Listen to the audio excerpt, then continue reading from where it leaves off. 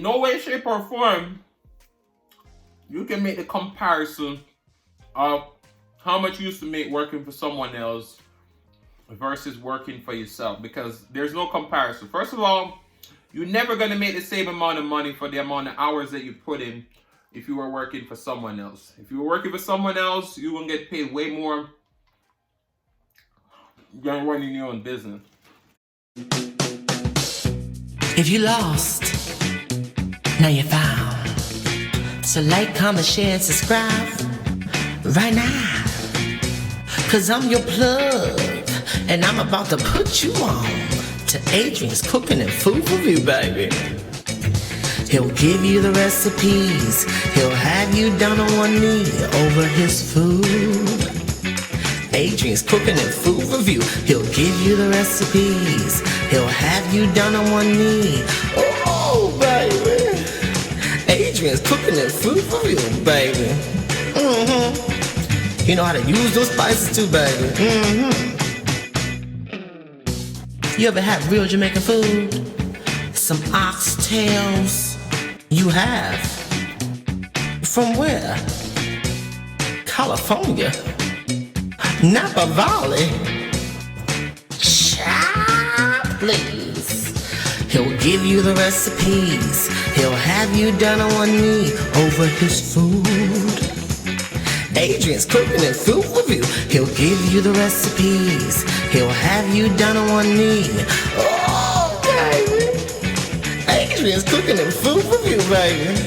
Come on in, baby. And make sure you tell a friend. Okay? Hey guys, welcome back to the channel. So today, we're going to be making a one-pot delicious coconut curry. Woo! Now, as you can see, we have a lot of fresh ingredients. We have some broccoli, red pepper, green pepper, garlic, carrots, thyme, of course. We have our old spice rack right here. We have our jerk seasoning or Badia complete seasoning. If you don't have that in your pantry, you need to get it. See, I bought the big bottle, ground black pepper, curry powder. Right here, we have coconut milk. Now, you don't see it in a can. This is a powder form. And you just mix this with some warm water. Delicious and rich. Maggie, peek that. Then we have some pita bread, which is whole wheat. What we're gonna do, we're gonna brush that with a little bit of garlic herb butter, put that in the oven, let it crisp up a little bit. That's gonna be our dipping element for our stuff. Then we have some delicious chicken breast, fresh chicken breast. I already cut it and washed it.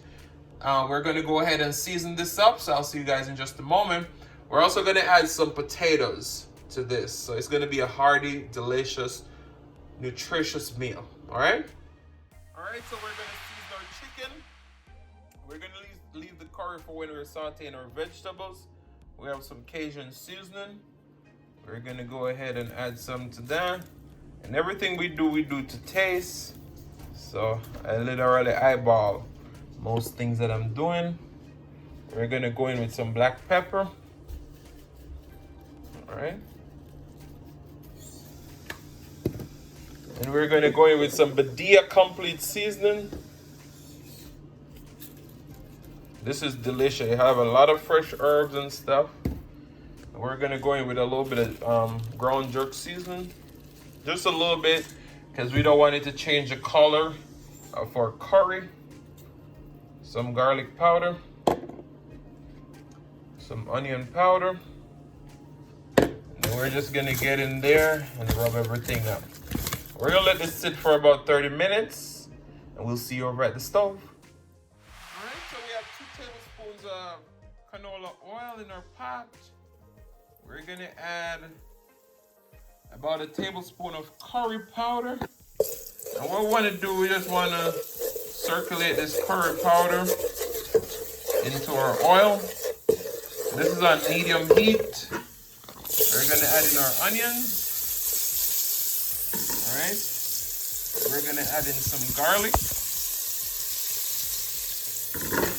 All right. Ooh. You're gonna saute all of this into our curry and oil. Not curry and oil, curry and oil. All right. Then we're gonna go in with our seasoned chicken. gonna keep sauteing this for about 3 minutes until we start developing some color on our chicken, and then we'll be right back, all right? So after about 3 minutes, we're gonna go in with our carrots and our potatoes. All right. We're gonna give this a nice saute. We're gonna saute this for about 2 minutes, and then we're gonna come in with our warm water. All right. All right. So our chicken, potatoes, and carrots are going. We're gonna come in with some warm water. We're gonna put enough to cover our chicken and potatoes, not to overkill it though.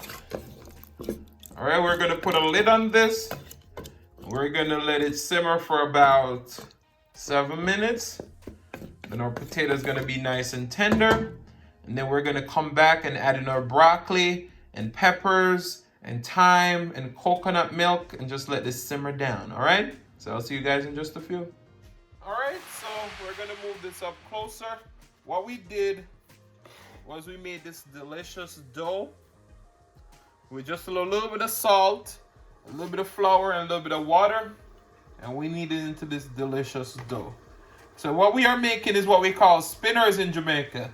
So you just get a little piece, a little ball like that, and you just roll it into the middle of your hands, and you're gonna create these nice little spinners. All right, so I'll see you guys in just a few. So I would say this is almost like a coconut curry soup. So we're gonna go in with our spinners now. All right, we're gonna fold them in. And we'll be right back. All right, so now we're gonna go in with our peppers and our thyme. All right.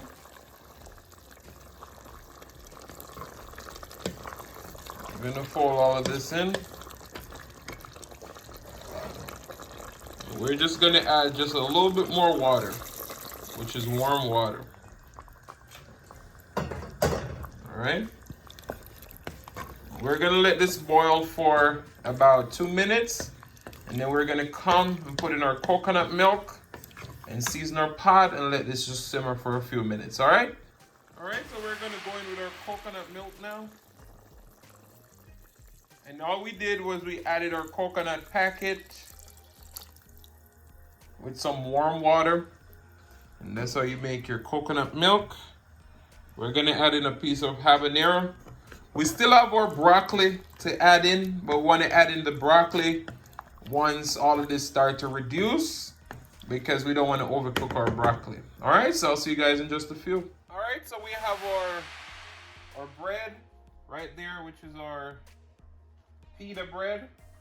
And in the bowl right here, we have some garlic butter with parsley.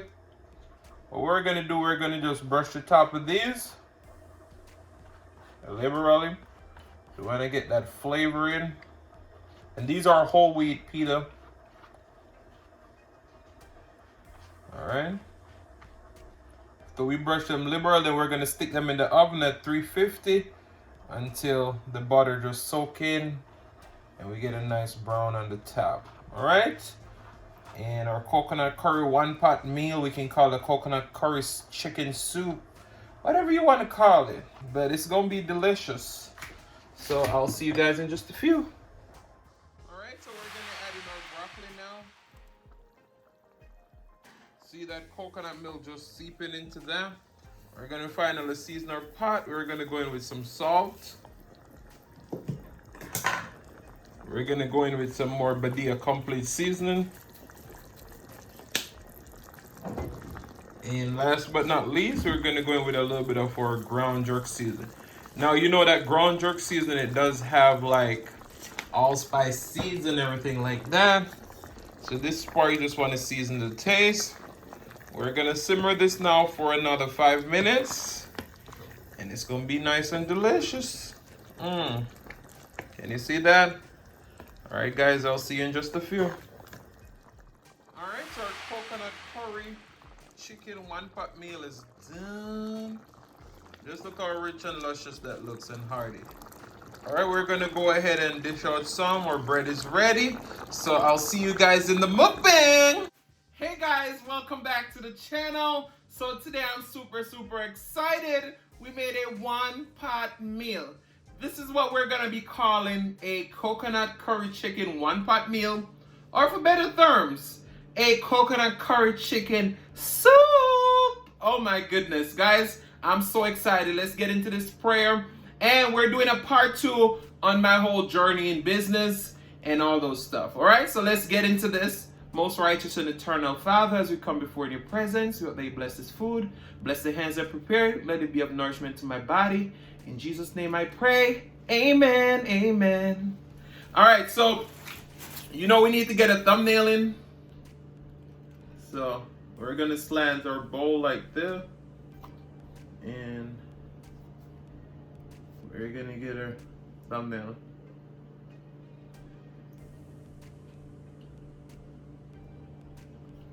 Let me move this water out the way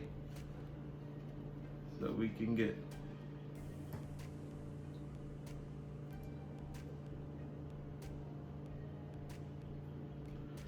All right, so we're gonna talk a little bit more about my journey in the restaurant business, but let's dig into this meal just a little bit. It's still nice and hot. You see the steam coming on? I'm gonna give you a bite. Mmm.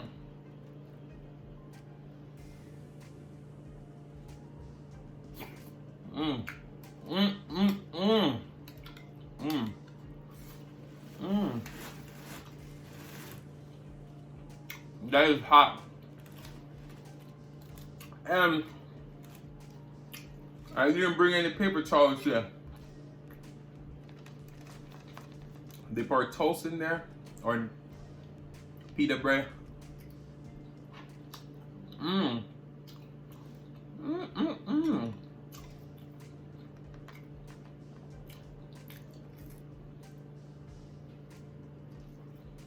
Mmm. So we're gonna kind of start out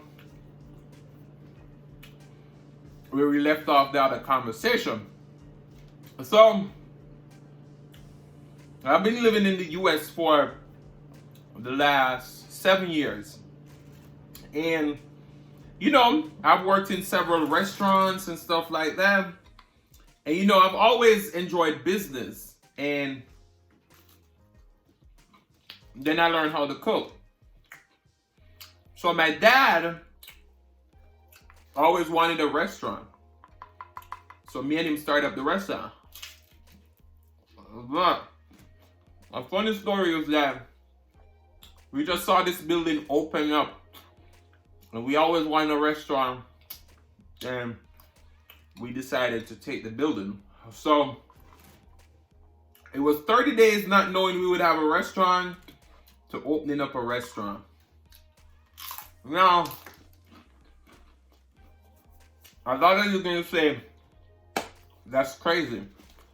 And you may even go and say, that's why the business failed, because you didn't take enough planning. But that's absolutely not what it is. I had a good business going on. Everything was good. But it was lacking of consistency. So there's the dumplings. So I decided to close them.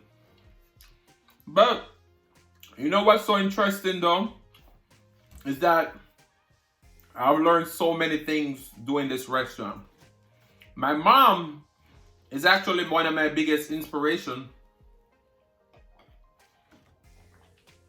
when it comes to business, because she's been self-employed almost all of her life.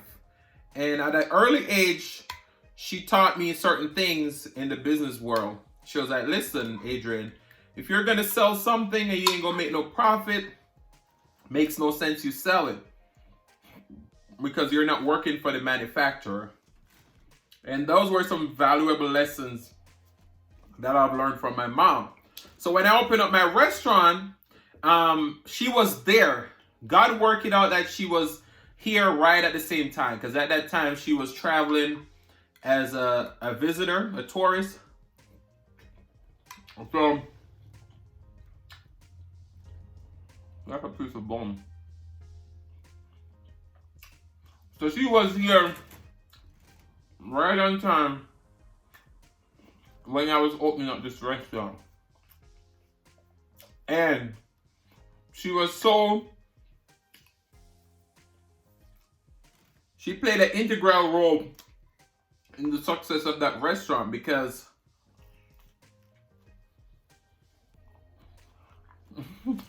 we used to sell oxtail and curry goat and all those stuff. And I was always scared of pressure cooker. And she was like, Adrian, you're running a business.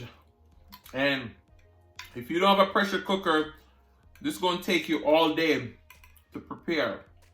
And I was like, Mom, I'm scared of pressure cooker. She's like, Adrian, you're going, I got to get used to it. So, that's another funny story. You all see me on here using pressure cooker and acting like I'm an expert and I'm not scared of them. 3 years ago, I was scared of pressure cookers. So, it was a learning curve for me. Opening up a restaurant. Because I was like, I want to open up this restaurant. Obviously, you got to get it registered with the state and the city and stuff like that. But I never knew that you had to get a fire marshal to come in and inspect the building.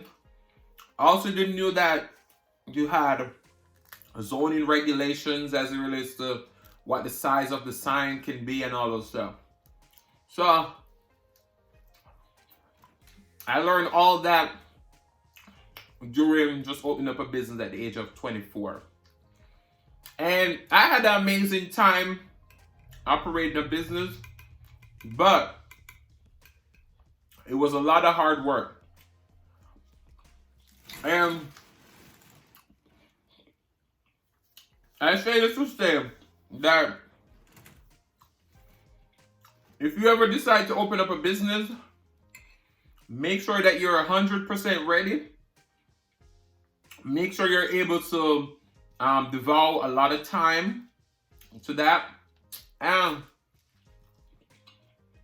in no way, shape, or form, you can make the comparison of how much you used to make working for someone else versus working for yourself, because there's no comparison. First of all, you're never going to make the same amount of money for the amount of hours that you put in if you were working for someone else. If you were working for someone else, you will get paid way more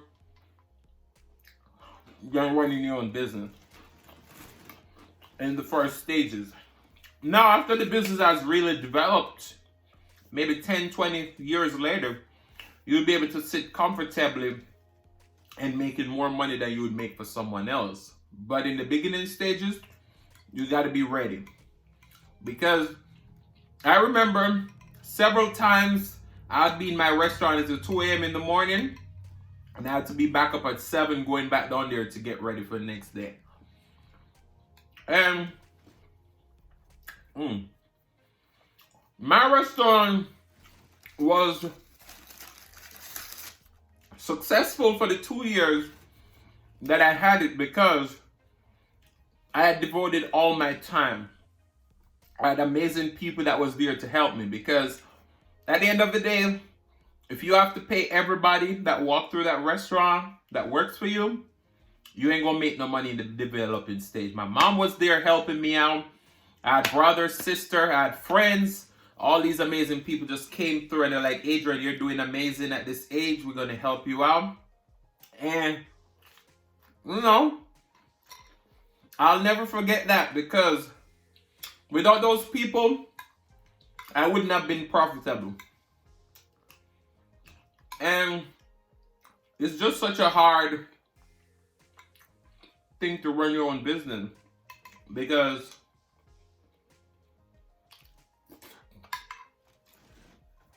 there are so much things you gotta understand about the business well. And a lot of people see me on here cooking, and they'll say, Adrian, you're so swift in the kitchen, you make it look so easy. And that's all attributed to my restaurant that I have. You have to be effective. You have to think fast on your feet. Because with that restaurant, I literally done everything. Like in the morning time, I would go down there, cook, go back home, take a shower because I didn't want to smell like food all day.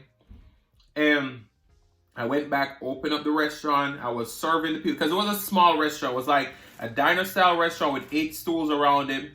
And, you know, every week I had to order stuff from US Foods or whatever. And when those stuff come out, to put them away, I had to make sure I calculate if there's a lot of things that you're going to struggle with in a restaurant because, you know, different times, food products and all those stuff will go up. Take a bite.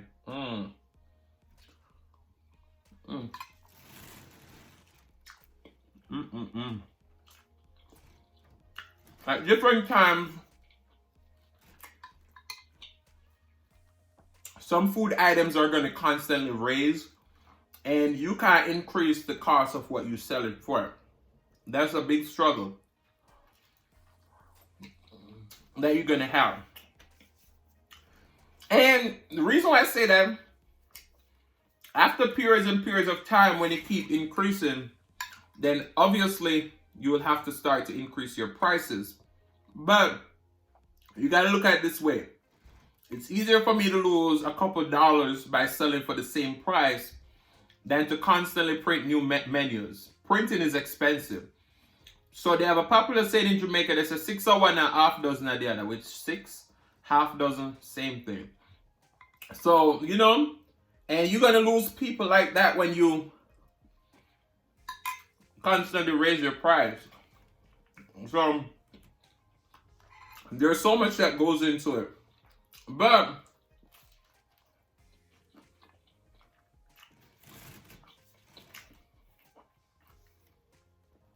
a strategy that I learned was that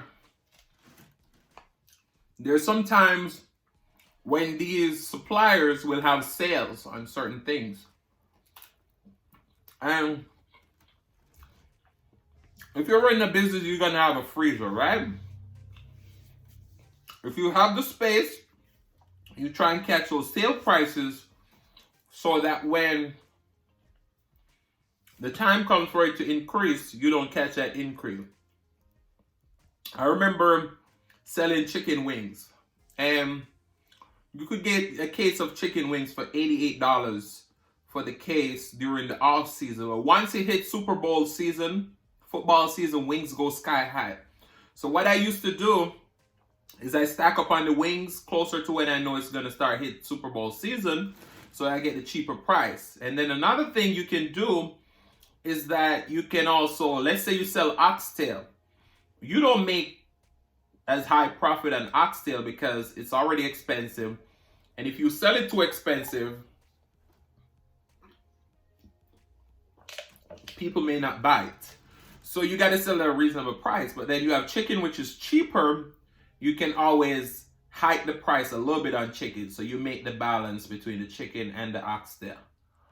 But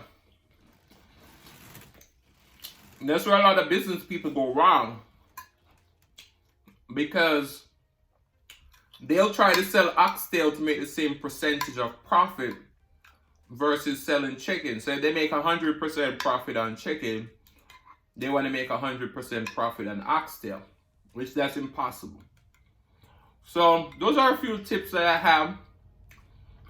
Let me share with you today. Carolyn, this is for you.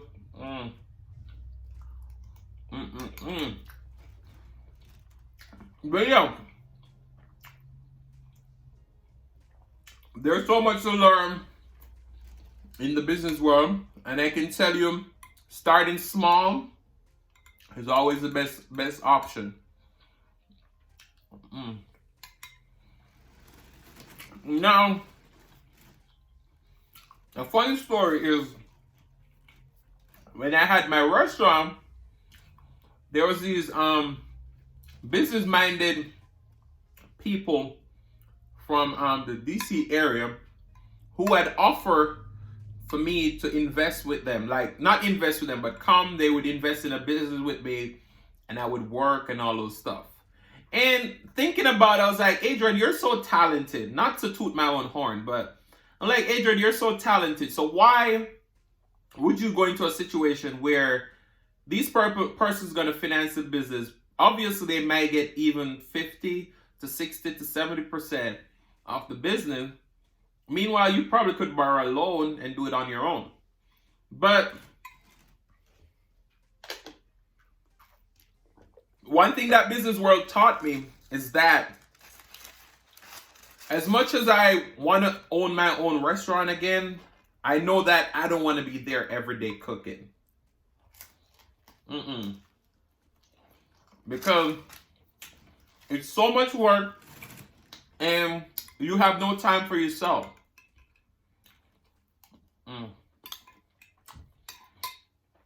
But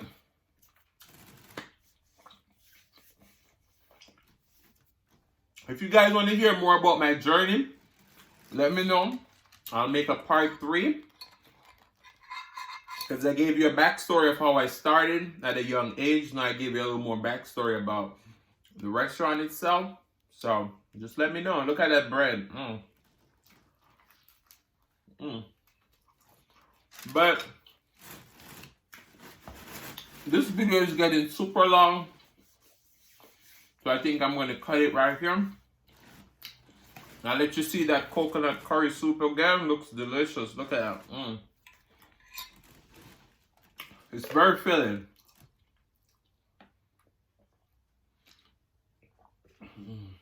So I want to say thank you guys so much for watching.